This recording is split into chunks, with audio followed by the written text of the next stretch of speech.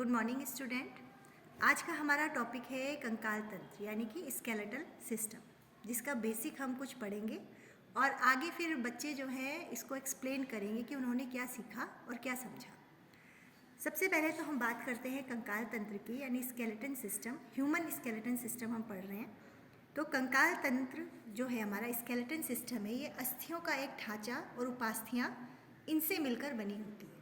अस्थियाँ शरीर का कठोर भाग होती है जो शरीर का निर्माण करती हैं, और जो उपास्थियाँ होती हैं ये शरीर के सॉफ्ट पार्ट को डेवलप करती हैं, यानी जो शरीर के मुलायम भाग होते हैं। जैसे कि अगर हम बात करते हैं अपनी ईयर लोब की या अपनी नोज़ लोब की, तो ये उपास्थियों से मिलकर बनी होती है। लेकिन जो हमारे शरीर का ढांचा है, ये जो हड्डियाँ हैं, ये जो बोन्स हैं जो हमारे शरीर को आकार दे रही हैं, ये अस्थियों से मिलकर बनी होती हैं, जिनको हम पूरा कंबाइन करके बोलते हैं स्केलेटल सिस्टम।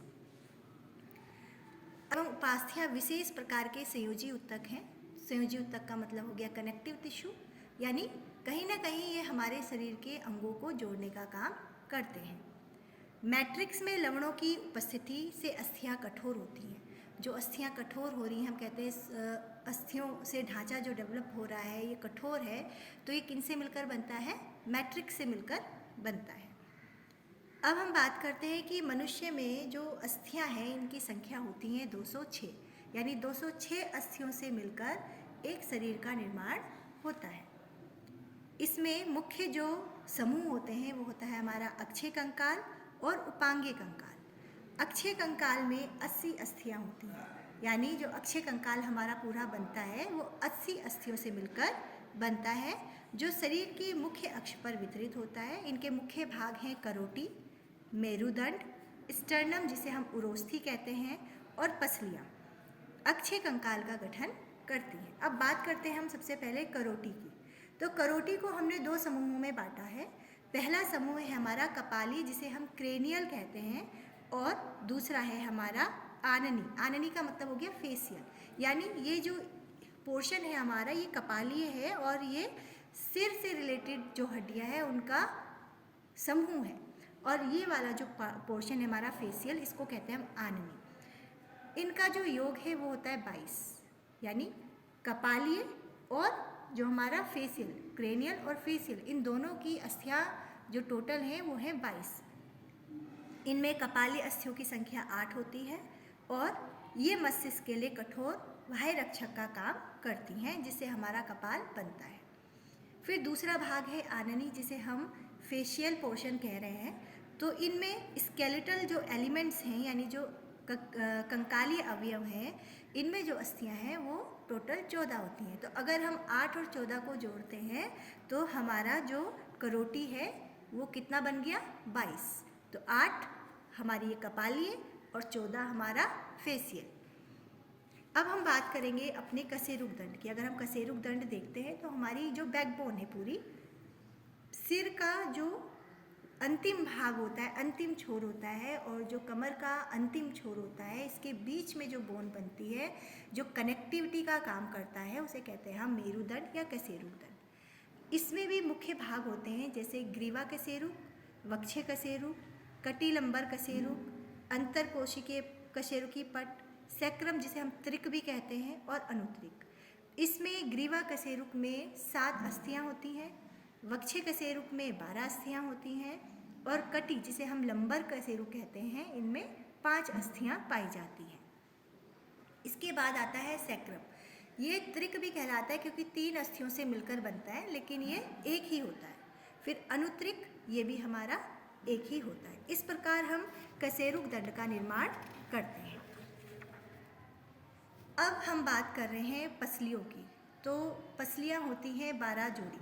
12 जोड़ी पसलियाँ हमारे शरीर में पाई जाती हैं, और प्रत्येक पसली एक पतली चपटी अस्थि है जो पृष्ठ भाग में कशेरुक दंड और अधर भाग में उरोस्थी से जुड़ी होती है। अब हम बात करेंगे कि पसलियाँ तो हम देखते हैं कि यहाँ हमें दिखाई देती है। जो स्टर्नम, अगर हम यहाँ अपने हाथ लगाते हैं तो ये ठोस जो भाग है इसको हम क्या कहते हैं? स्टर्नम या उरोस्थी। और पसलियों, जो पसलियाँ हैं वो इन्हीं से जुड़ी हुई रहती हैं। पसलियों को भी कुछ भागों में बांटा गया है, जैसे इसके पृष्ठ सिरे पर 2 संधि योजन सतहें होती हैं, जिसके कारण इसे हम द्विशिरस्थ भी कहते हैं। प्रथम जो 7 जोड़ी पसलियां हैं इनको हम वास्तविक पसली कहते हैं। अब इन्हें हम वास्तविक पसली क्यों कहते हैं? क्योंकि यह पृष्ठ में वक्ष कशेरुक और अधर भाग में उरोस्थि यानी कचाब उपास्थि, जिसको हम हाइलिन कार्टिलेज कहते हैं, इसकी सहायता से जुड़ी होती है। तो शुरू की जो 7 पसलियां हैं वो हमारी वास्तविक पसलियां हैं। 8वीं, 9वीं और 10वीं जोड़ी पसलियों को, क्योंकि ये पसलियां उरोस्थि के साथ सीधे संधियोजित नहीं होती हैं और कचाब उपास्थि के सहयोग से 7वीं पसली से जुड़ती हैं, इसलिए इन्हें हम कूट पसलियां यानी कि वर्टिब्रोकाइंडल पसलियां कहते हैं। अब बची हमारी अंतिम 2 पसलियां, 11वीं और 12वीं। तो जो 11वीं और 12वीं पसलियां होती हैं इनको हम प्लावी पसलियां कहते हैं, क्योंकि ये अधर से जुड़ी हुई नहीं होती। तो इस तरीके से हमारे पास जो पसलियां थी वो कितनी हो गई? शुरू की 7 पसली कौन सी हो गई? वास्तविक पसली। फिर 8वीं, 9वीं और 10वीं पसली कौन सी हो गई? कूट पसलियां। और 11 और 12 पसली जो है इनको हम प्लावी पसलियां कहते हैं। अब हम बात करेंगे अंश मेखला और श्रेणी मेखला की। अंश मेखला होती है हमारी कंधे की जो अस्थियां होती हैं और यहीं से फिर हमारी ये बोन्स स्टार्ट होती हैं। और जो श्रेणी मेखला है हमारी जांघों की अस्थियां होती हैं, जहाँ से हमारे पैरों की शुरुआत होती है। गर्दन से जो ये अस्थि निकलती है इसे कहते हैं हम क्लेविकल। ये हमें हाथ से दिखाई भी देती है, क्लेविकल अस्थि से कहा जाता है। कंधे से लेकर यहाँ तक की जो अस्थि होती है इसे कहते हैं हम ह्यूमरस। फिर इसके बाद ये 2 अस्थियाँ होती हैं जिनको हम कहते हैं रेडियस, अल्ना। फिर कलाई की अस्थि कहलाती है कार्पस, फिर मेटाकार्पस और फ्लेंजेज। तो इस तरीके से हमने अंश मेखला और अपने हाथों की अस्थियों के बारे में अध्ययन किया। इसके बाद करते हैं हम श्रेणी मेखला की। तो श्रेणी मेखला में, क्योंकि इन्हें हम जांघाओं की अस्थियां भी कहते हैं, अग्रपाद एवं पश्चपादों की अस्थियां कहा जाता है। अंश मेखला अग्रपाद और पश्चपादों में श्रेणी मेखला आ गई। तो श्रेणी मेखला में 3 मुख्य अस्थियां होती हैं जिससे श्रेणी अस्थि का निर्माण होता है। वो है इलियम, इस्चियम और प्यूबिस। अगर हमें इसे याद करना है तो हम EEP, कैपिटल E और P यानी इलियम, इस्चियम और प्यूबिस से इसे याद कर सकते हैं। इसके बाद हमारी जांघ, घुटने तक की जो अस्थि है इसे कहते हैं हम फीमर। फीमर के बाद जो पैरों की 2 अस्थियां बनती हैं, टिबिया, फिबुला। और सेम वही प्रोसेस हमारा पैरों के से शुरू होता है। जैसे हम हाथ में कहते थे कार्पस, मेटाकार्पस और फ्लेंजेज, वैसे ही हम पैरों में भी उन अस्थियों को लेकर चलते हैं जिसे कहा जाता है टार्सल, मेटाटार्सल और फ्लेंजेज। इस तरीके से हमने आज कंकाल तंत्र में कुछ अस्थियों के बारे में पढ़ा, जिसको आगे बच्चे एक्सप्लेन करेंगे अपने प्रैक्टिकल के माध्यम से। तो आगे आप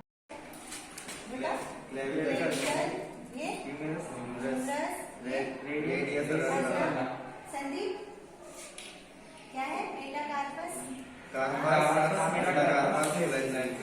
ये कौन सी मेखला है? और ये वाली मेखला कौन सी होती है? अंश मेखला, है ना। फिर ये कौन सी हड्डी हमारी? जो हमारी कॉलर बोन के आसपास पाई जाती है उसे क्लेविकल कहते हैं। कंधे से लेकर कोहनी तक की हड्डी ह्यूमरस कहलाती है। कोहनी से लेकर कलाई तक की हड्डी को रेडियस और अल्ना कहते हैं। Carpus, metacarpus, phalanges. हाँ, ये जो हड्डी जा रही है इसे क्लेविकल कहते हैं। ये कंधे से घुटने मतलब कोहनी तक की हड्डी है उसे ह्यूमरस कहते हैं। जो कोहनी से कलाई तक की हड्डी को रेडियस और अल्ना कहते हैं। This is carpus, metacarpus and fascia. Smarty भाई इधर घुमा से। ये श्रेणी अस्थि है, ये फीमर और ये टिबिया और फिबुला है। टार्सल, मेटाटार्सल और फ्लेंजेस। श्रेणी मेखला 3 अस्थि से मिलकर बनी होती है, इलियम, इस्चियम और प्यूबिस।